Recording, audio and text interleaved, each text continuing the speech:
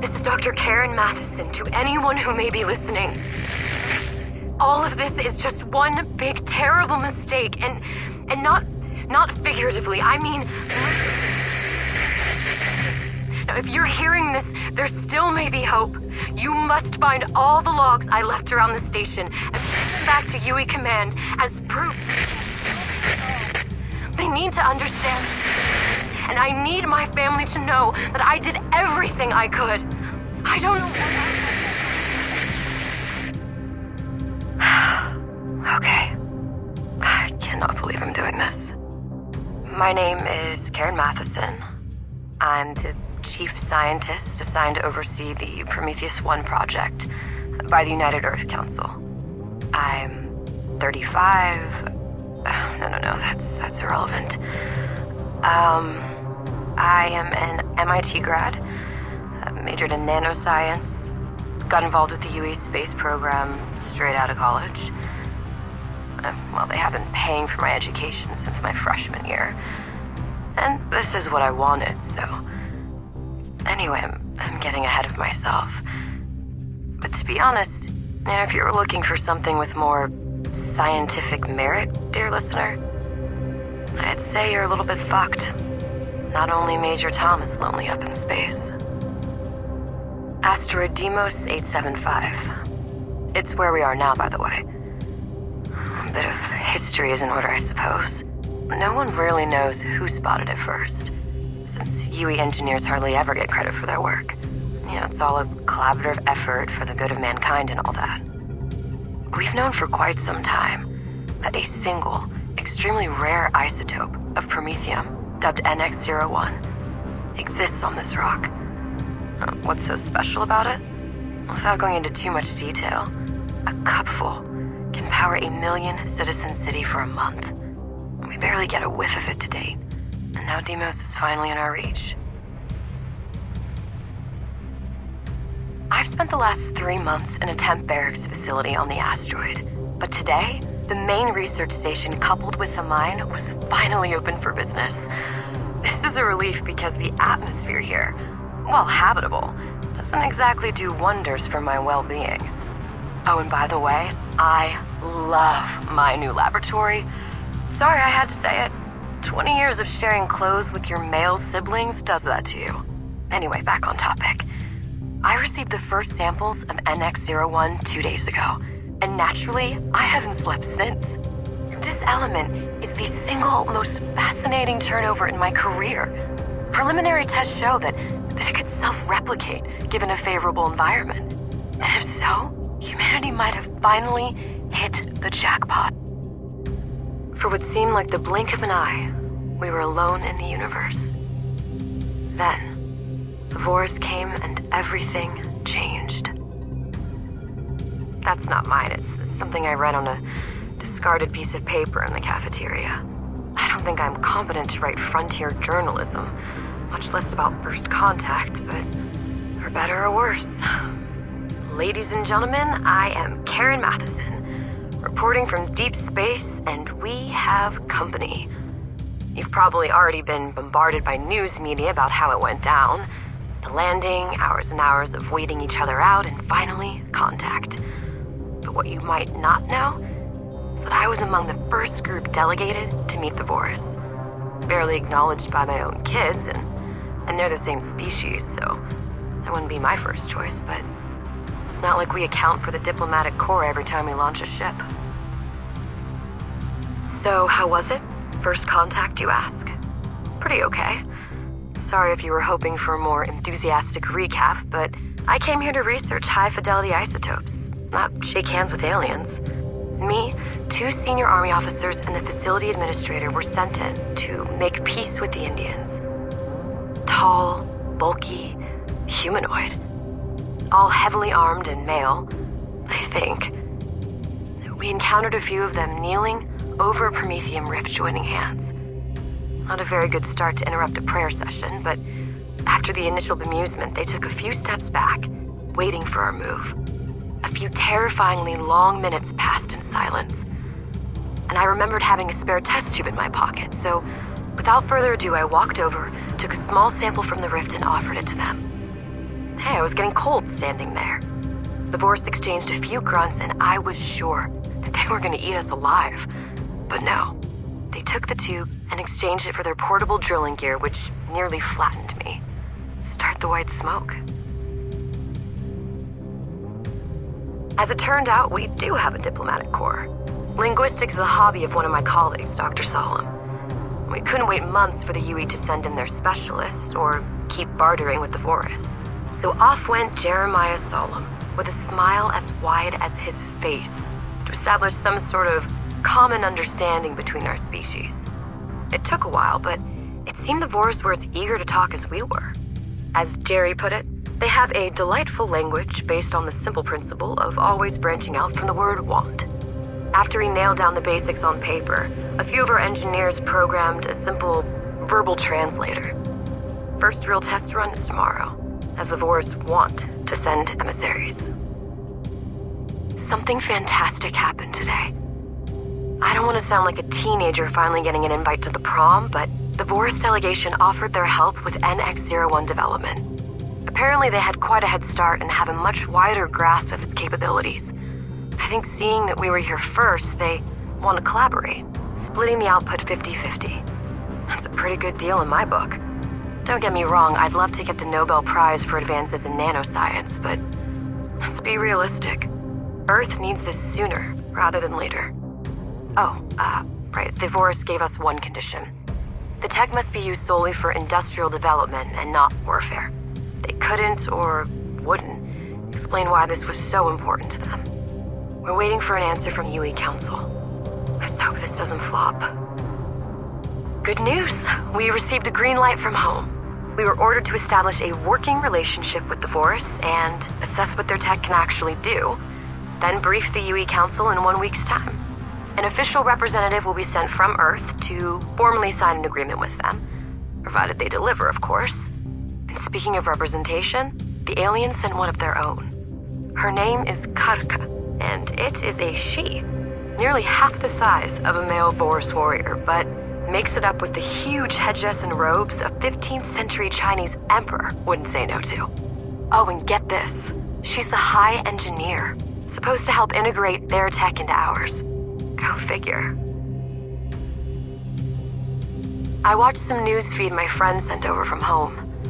Of course, the stream had to be well hidden and heavily encrypted, as UE sensors will sugarcoat everything that happens on Earth. And it's not a pretty sight. The Arab League is threatening to torch the last drop of oil on the whole planet. And again, our good socialist UE state responded with the whole explore every option for the good of mankind rhetoric. Assholes. We are up to our knees in shit. Global markets collapsing one by one, poverty spreading rampant. And the only thing that they can think about is how to wind each other up like kids in preschool. We need Promethium. And fast. We started work on the merging process.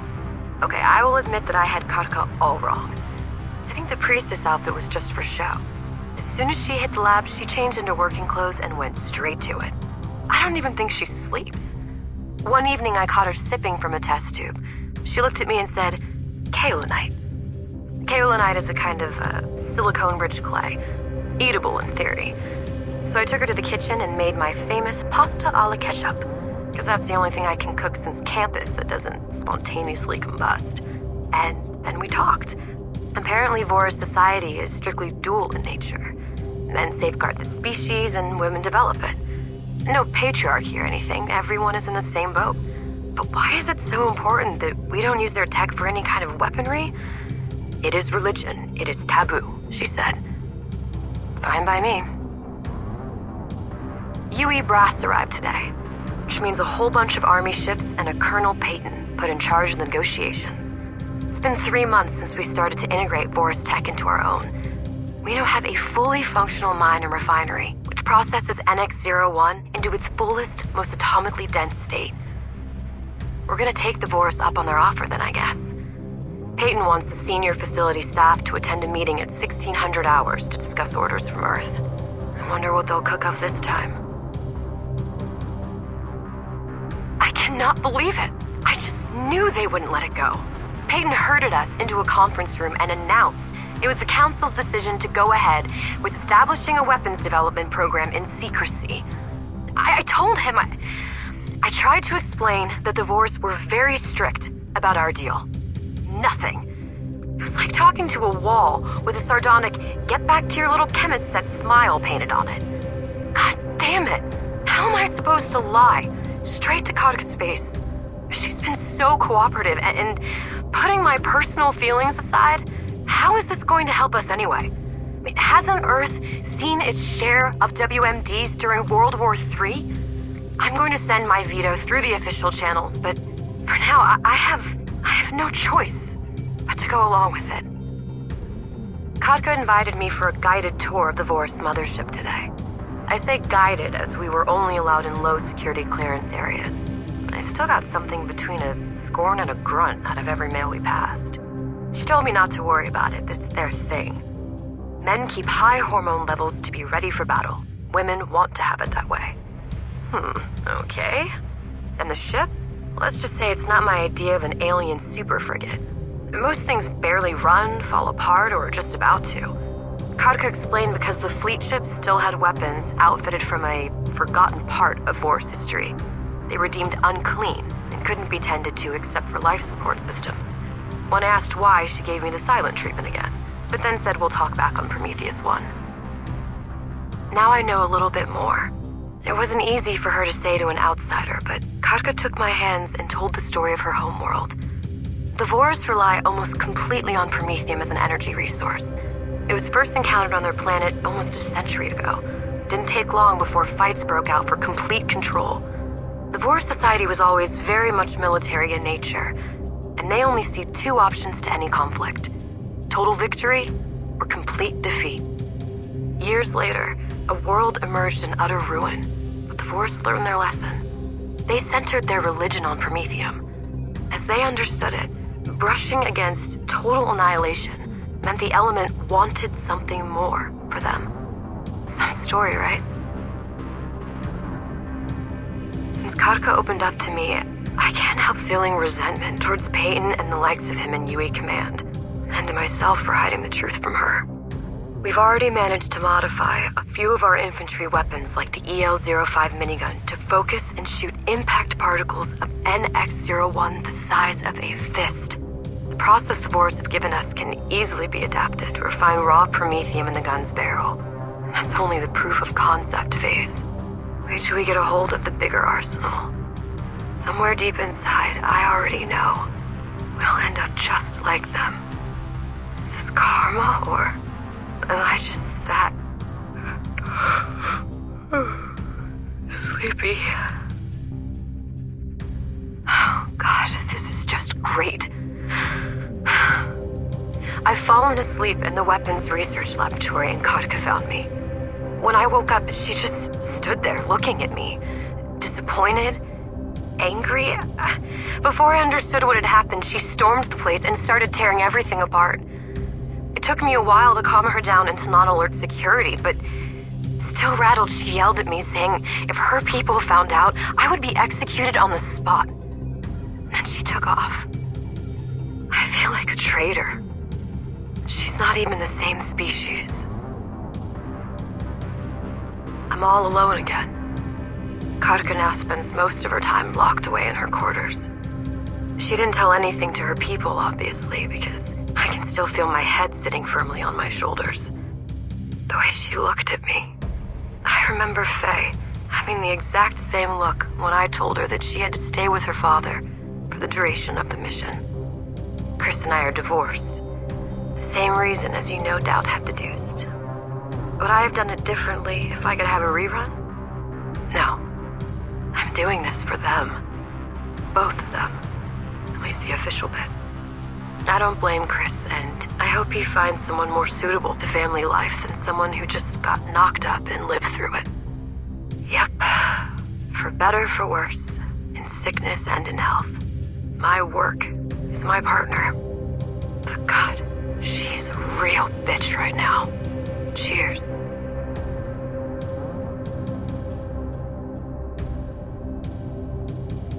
Mother of all hangovers. So Oh, good my patio is glassed, because it always rains on this godforsaken asteroid. Ah, hold it together, Karen. I just wish the council would respond to my messages. I mean, they are in way over their heads here. Just look at the Vorus soldiers doing their training. So much devotion. Now they're preparing for ritual cleansing after using their guns, I believe. Judging from how much damage they inflict when they spar with each other, I don't think I want to see it. Just how big the disaster to their home planet must have been to transform ruthless warmongers to these disciplined warriors. And if we continue down this path, can Earth hope to survive the same? I started these logs as a way to pass the time, but now it looks like they're going to be evidence in a courtroom. I overheard Peyton talking to his second in command.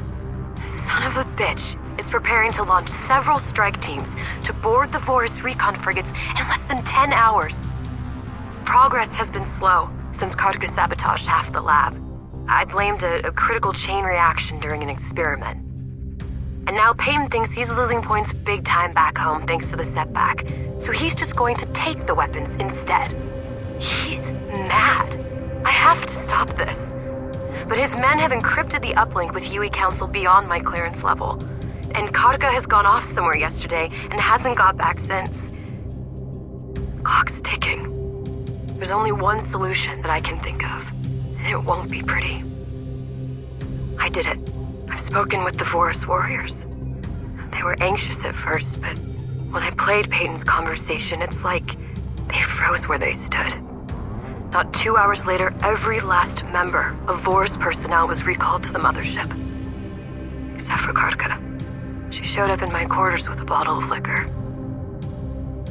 We're still talking about someone who can go for days on end on digestible chemical compounds. She said there was no more place for her in Vorus society.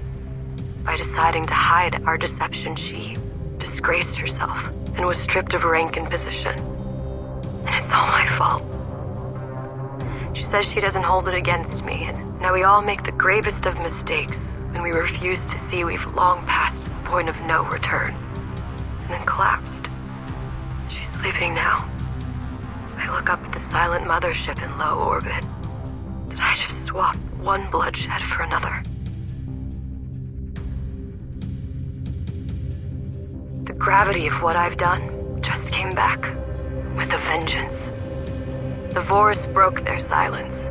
They sent a messenger saying the only way for our two species to coexist and move forward is to hand over every individual directly involved in the weapon modification experiments so that we can be cleansed and the shame wiped clean from our species.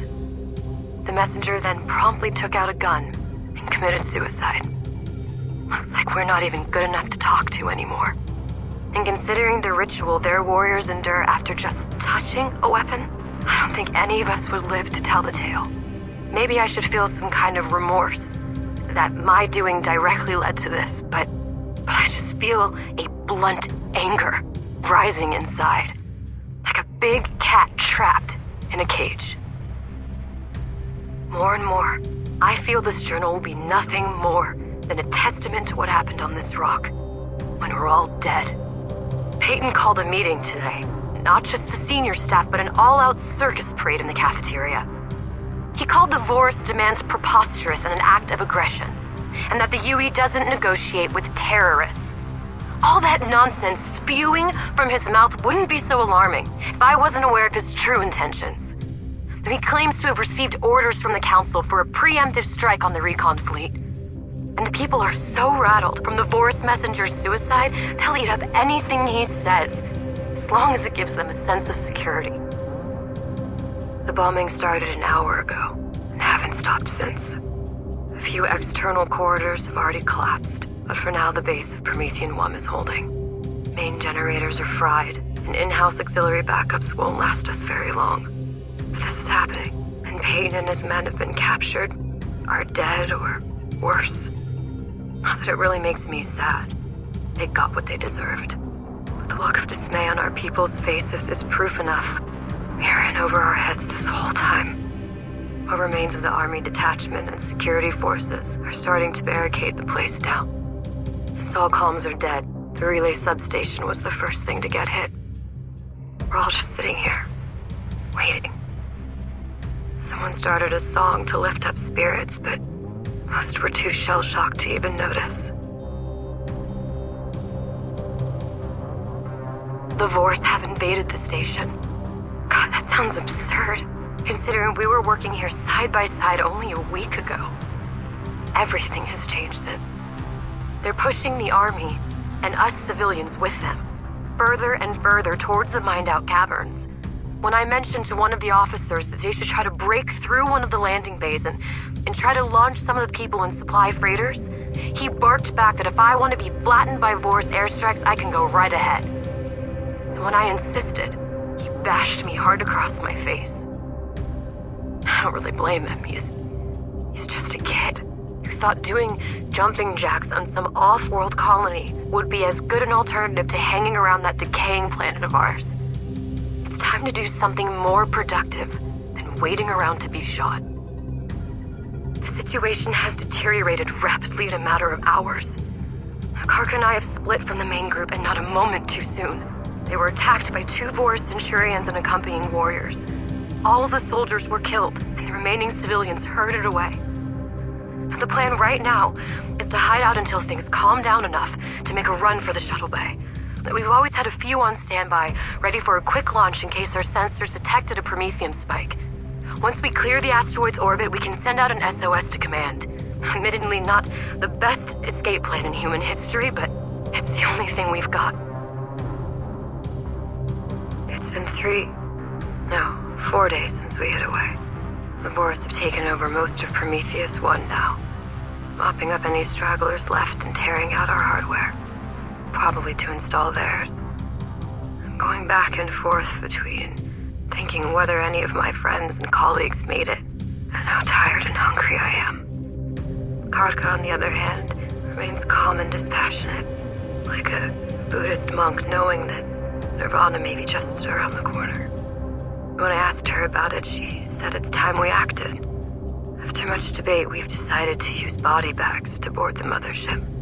The Vors avoid interacting with the dead as much as possible, so we should make it. Once on board, we'll attempt to get to Karka's private lab and send out an SOS from there. You think I'm crazy for doing something like this, but it's better than sitting around starving.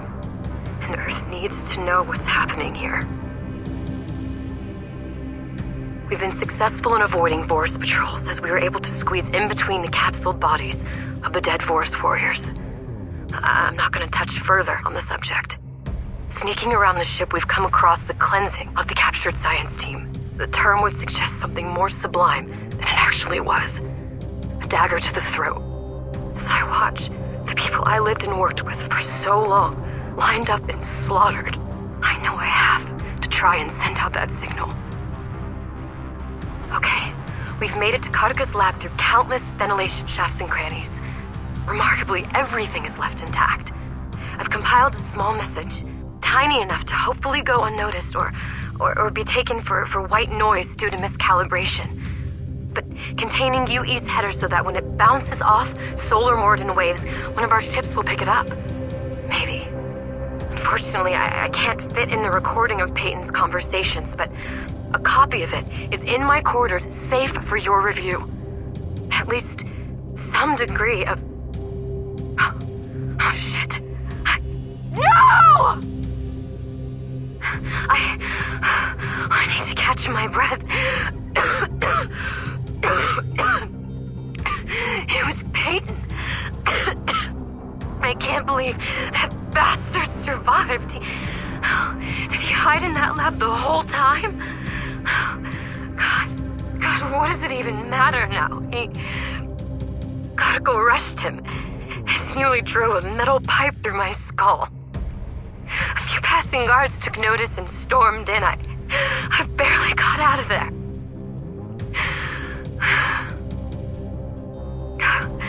She's dead. God, I'm so sorry. Days pass like weeks. I'm so exhausted I don't even pay attention to the noises. It's just a matter of time now. I'm going to review and store some of my research on NX-01. I still have the strength to talk. That way maybe I'll have some closure. Some sense that this was not in vain, even if nobody ever hears this. I wanted to say something to you, Faye.